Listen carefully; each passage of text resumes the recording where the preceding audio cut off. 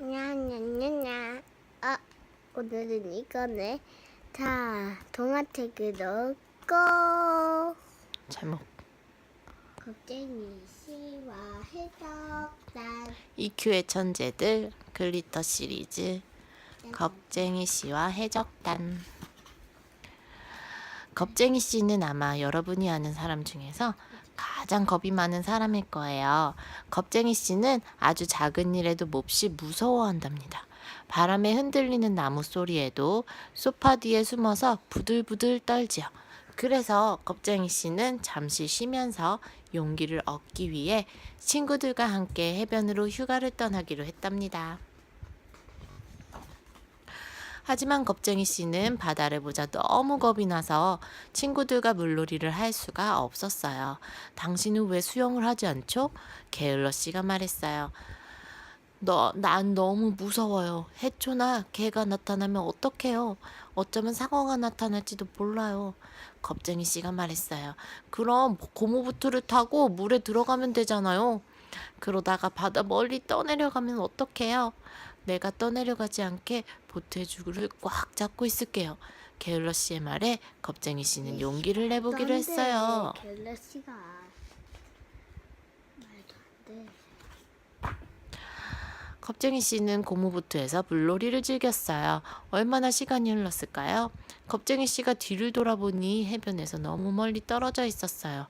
게을러 씨가 잠이 들어서 그만 줄을 놓치고 만 거예요. 살려주세요! 파도가 보트를 덮치려고 해요. 고래가 날 삼켜버릴지도 몰라요. 겁쟁이 씨는 비명을 질렀어요.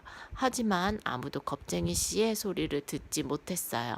잠시 뒤 해변은 보이지 않고 먹구름이 수평선으로 몰려들기 시작했어요. 맙소사. 겁쟁이 씨 부들부들 떨고 있어 이제.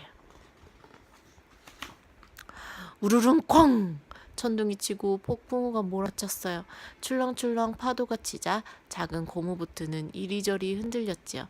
겁쟁이 씨는 보트 바닥에 납작 몸을 엎드렸어요. 살려주세요! 살려주세요! 겁쟁이 씨는 계속해서 비명을 질렀어요. 번개에 맞으면 몸이 새까맣게 타겠지? 어쨌든 결국 물에 빠져 죽고 말 거야. 겁쟁이 씨는 무서워서 견딜 수가 없었어요. 한참 뒤 겁쟁이 씨는 작은 모래섬에 떠내려와 있었어요. 겁쟁이 씨 앞에는 엄청나게 넓은 바다가 펼쳐져 있었지요. 맙소사, 아무도 없잖아. 이건 폭풍보다 더 무서운걸. 도와주세요. 그때 어디선가 소리가 들려왔어요. 겁쟁이 씨는 소리가 나는 숲을 안을 들여다보았어요. 누구 있어요? 너가 넘겨줘. 엄마 다 읽으면.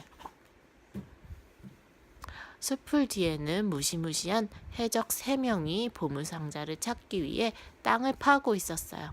그 순간 겁쟁이 씨는 생각했어요. 그래, 이럴 때는 소리를 내지 말아야 해.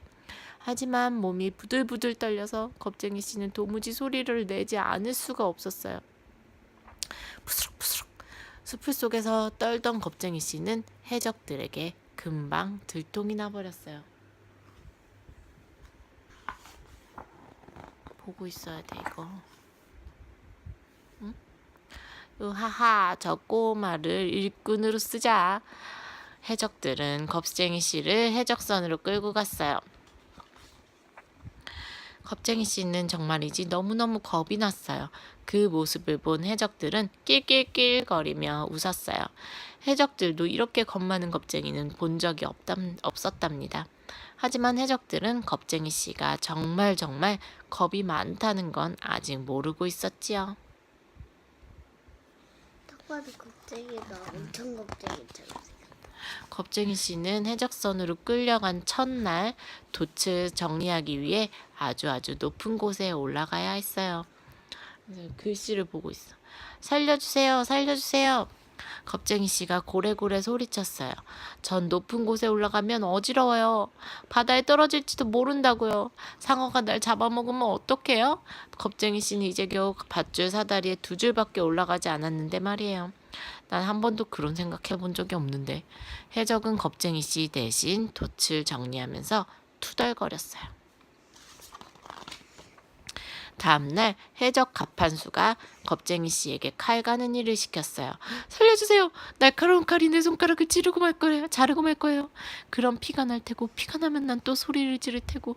겁쟁이 씨는 두려워서 계속 중얼거렸어요.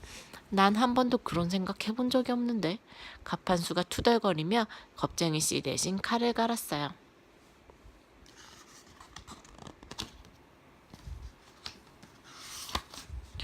셋째 날이었어요.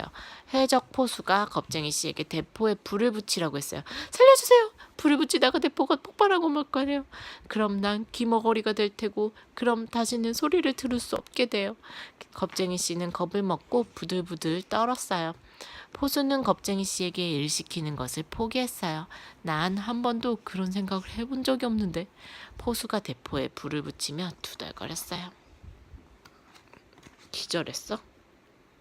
몰라. 얘 봐, 지금 누워 기절했나 봐. 아, 그건 줄 알았나 봐. 말할 때 토끼들 한 주가 지났어요. 겁쟁이 씨는 해적 요리사가 가르쳐준 대로 가스레인지에 불 켜는 일도 하지 못했어요. 배에 불이 날까봐 두려웠기 때문이죠. 절대 아니야. 그런데 갑자기 이상한 일이 벌어지기 시작했어요. 해적들이 위험한 것들만 보면 겁쟁이 씨처럼 벌벌 떨기 시작한 거예요. 겁쟁이 씨가 무서운 일이 일어날 것만 같아 오들오들 떨면 해적들도 다른 무서운 것이 생각나 와들와들 떨기 시작했지요. 결국 해적들은 두려움에 빠져서 아무 일도 하지 못했어요. 해적 목수도 망치를 손에 들지 않았어요. 날카로운 못이 무서웠거든요. 맙소사, 이래서 어떻게 우리가 무서운 해적이라고 할 수 있겠어? 저 꼬마가 우리를 두려움에 떠는 고양이로 만들어버렸어. 저 꼬마를 당장 널빤지 위에 올라가게! 해적선의 선장이 말했어요. 글씨 보고 있으라니까.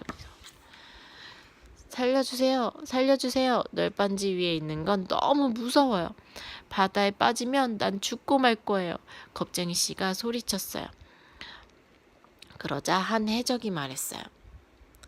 널빤지 위에 널빤지에 올라가라니 너무해. 갑판수도 말했어요. 그래, 정말 끔찍하군. 포수도 말했어요. 내려주면 안 될까? 다른 해적들 생각도 마찬가지였어요. 좋아, 내가 포기하지. 저 꼬마를 살려줘라. 결국 해적선의 선장이 소리쳤어요.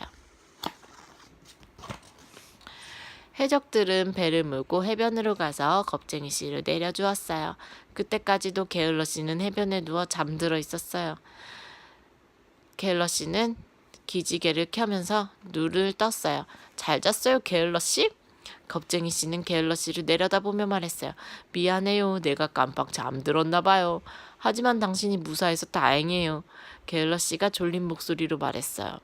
겁쟁이 씨는 몸이 덜덜 떨렸어요. 이번에는 무서워서 그런 게 아니었어요.